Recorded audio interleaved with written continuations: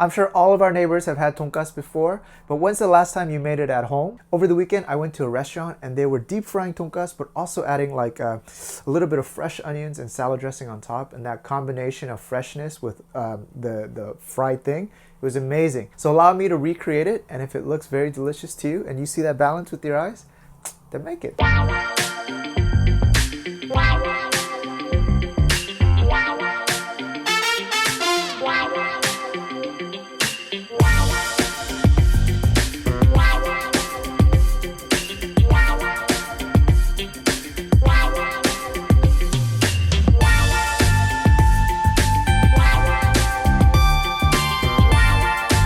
I want you to sharpen your knife because we're gonna cut this onion into very thin strips. If it's big, it's no good. Hold it firm with my hands.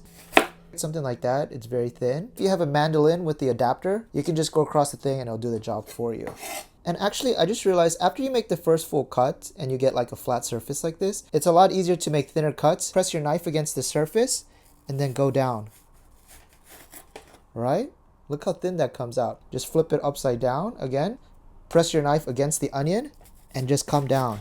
Ooh, I think this is the best way, yeah. Just keep doing that. All of them very thin. Now we're gonna be eating these raw, so we want a lot of that harsh onion flavor out. So we're gonna allow the onions to take a swim, a little dip into cold water. And as simple as that. And now we're gonna make an oriental dressing sauce. 3 tablespoons of soy sauce. All right, that's 1. If you haven't seen my soy sauce buying guide, I recommend it. And 3 tablespoons. Balance that saltiness with some sweetness. We'll do 1 tablespoon of honey. Ooh, like a little waterfall. And when it comes to sweetness, honey is kind of like a base layer. Maybe like a bass riff in a song, but you still need some percussions. Here comes the cowbell. 1 tablespoon of sugar. 1 tablespoon of mirin. Good. And then 1 tablespoon of vinegar. This is gonna add some tartness. Very nice. Mix this up. Give it a little taste. Oh, it's nice. Very quickly, about a 4-arm piece of spring onion. Let's quarter this first. And then a chili pepper. This is really optional, but I like to throw it into my dipping sauce. I'm gonna only use half. Back to our sauce, a little touch of sesame seeds, a handful of spring onions, the chili peppers as well. And this is gonna be your tonkatsu sauce. There's no butter, no cream, like a salad. So what kind of cut is this? This is a pork loin, or you can use tenderloin as well. For today, I bought a big chunk like this just to show you how to butterfly it, but you can always buy thinner cuts. Make a 1/2 inch or about 1 centimeter cut. Now don't slice all the way through. Leave again 1/2 inch on the bottom. Flip it back around and measure 1/2 inch to the right and slice down again. So we're gonna repeat this until the meat kind of unravels into like a carpet. And again, you don't necessarily have to go through this step. You can just buy a thin cut of pork loin. Cut this in half and make 2 pieces. Use the back of your knife and go to town. If you got a tenderizer, use that. I don't got one. I just like to release some stress with this. Tack, tack, tack, tack, tack, tack. Now, if you want a thicker cut, don't pound away for too long. All right, and as you can see, it's starting to look kind of like Australia here. Very nice. This looks good. Salt and pepper, both sides. Turn it over. Flour, or you can use Korean pancake mix. 3 eggs, mix it on up. That's good. Bang, which means bread, and karu, crumbs. Korean 101. Get a large piece here. Let's shake off the excess. Left hand something something for wet and right hand for dry. Let it drip off any extra batter or egg wash. Try to get as much breadcrumbs on. This is the important one. All right. Yes.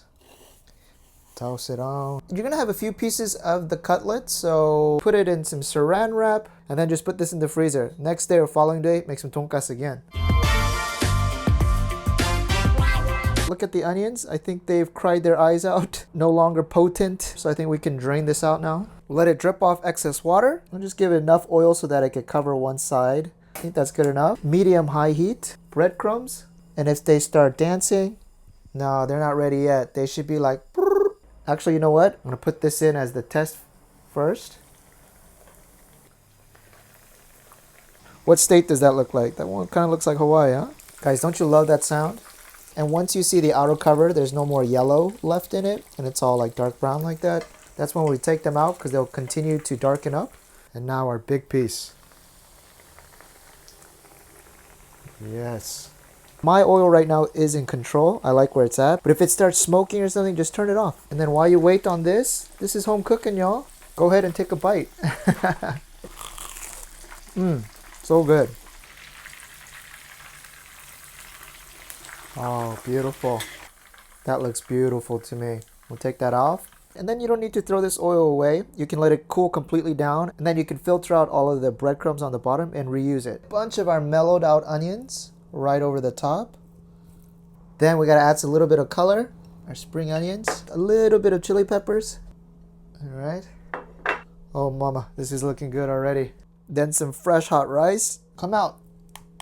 Black sesame seeds always looks good on top of white rice.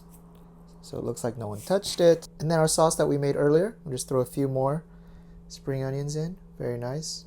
And all right, there it is, guys. A more fresh way to eat tonkatsu. So I'm the style that never likes to pour sauce over things. Cut off a piece. Take a look at that beauty. You get some onion rings. Put it right over the top. How about we put one more? Dip it in the sauce. And then let me take a bite. Oh, it's amazing. I love it because there's no heaviness. There's not that like butter-based sauce or gravy on top. And now I'll pretend the cameras are off. Open up my tub of kimchi. So there's this stereotype that Koreans eat kimchi with everything. And it's true.